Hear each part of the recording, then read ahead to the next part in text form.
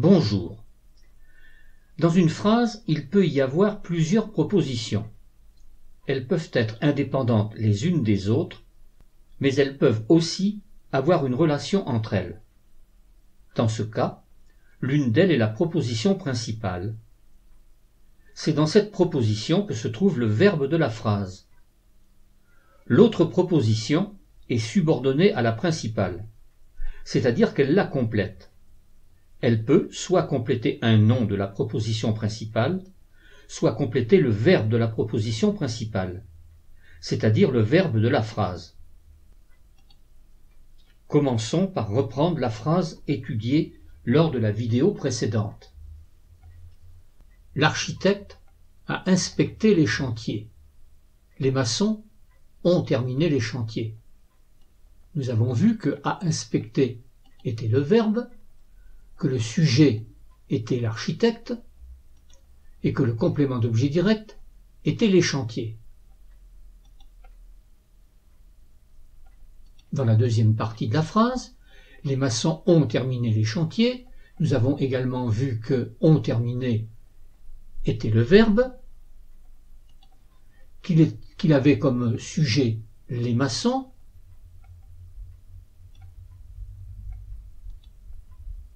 et que le complément d'objet direct, c'était les chantiers.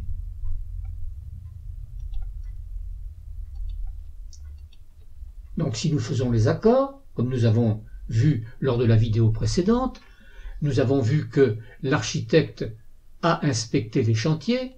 A s'écrit A, puisque nous pouvons dire l'architecte avait inspecté les chantiers, et que inspecter s'écrivait E accent aigu, puisque inspecter est le participe passé, employé avec l'auxiliaire avoir, que le complément d'objet direct, chantier, est placé derrière. Dans les maçons ont terminé les chantiers, nous avons également vu que on s'écrivait ONT, puisque nous pouvons dire les maçons avaient terminé les chantiers, et que terminé s'écrivait E accent aigu, puisque le participe passé terminé est employé avec l'auxiliaire avoir, et que le complément d'objet direct chantier est placé derrière. Observons maintenant la phrase suivante. L'architecte a inspecté les chantiers que les maçons ont terminés. Nous disons la même chose que dans la première phrase, mais cette fois-ci, la phrase se présente d'une façon différente. Cherchons le verbe de la phrase. L'architecte a inspecté les chantiers que les maçons ont terminés. Quelle est l'action de la phrase? C'est l'action d'inspecter, et ça n'est pas l'action de terminer.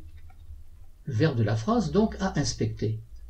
Qui est-ce qui a inspecté les chantiers que les maçons ont terminés? Le sujet, c'est l'architecte.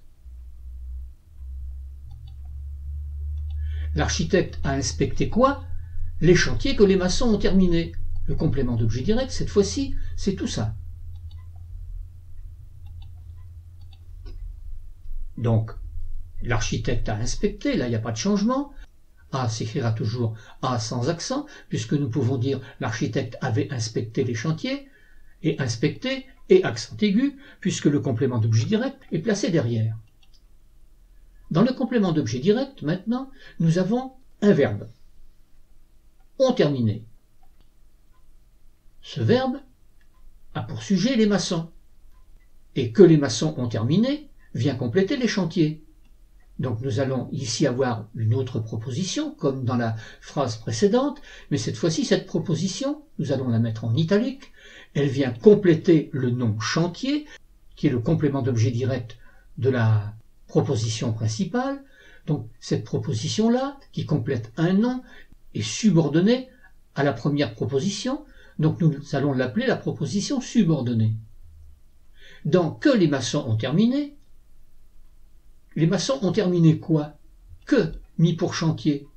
Que est le complément d'objet direct et il représente les chantiers qui est le mot principal du complément d'objet direct, les chantiers que les maçons ont terminés dans la principale. Donc ici, que les maçons ont terminé, on, ça ne change pas.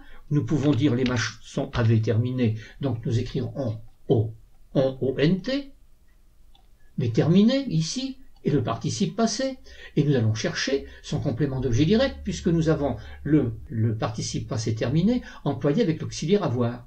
Et là, les maçons ont terminé quoi? Que, mis pour les chantiers, et que est placé devant. Donc terminé s'accorde avec que, et que représente chantier, masculin pluriel. Donc terminé, nous écrirons ici terminé et S. N'oubliez pas qu'il est nécessaire, pour une pleine réussite, de suivre scrupuleusement la méthode de raisonnement que je vous propose. Revenez autant de fois que nécessaire sur les notions qui ne sont pas totalement acquises. Leur mise en pratique doivent devenir un réflexe,